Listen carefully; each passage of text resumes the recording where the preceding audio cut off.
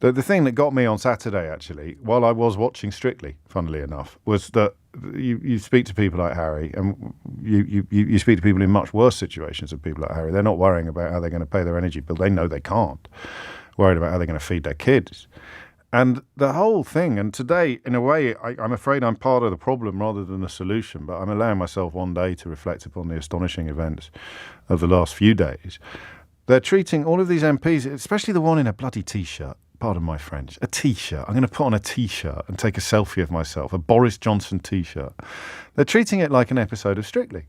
The epic problems in which the country finds itself, the economic sanctions which we have imposed upon ourselves, the energy crisis, which is still acute, even with help from government. All of these things appear not to be registering. Rishi Sunak said nothing about any of them. Boris Johnson obviously didn't care enough to postpone his holiday to the Caribbean, let alone actually get off his backside and do something. It was bizarre. I just had this weird flash on Saturday. My God, because I was watching Strictly and I was treating Strictly like an episode of Strictly, which is, I think, the wisest approach to take. Probably Tony Adams, since you ask, but who knows? And then I realised that's what it reminds me of.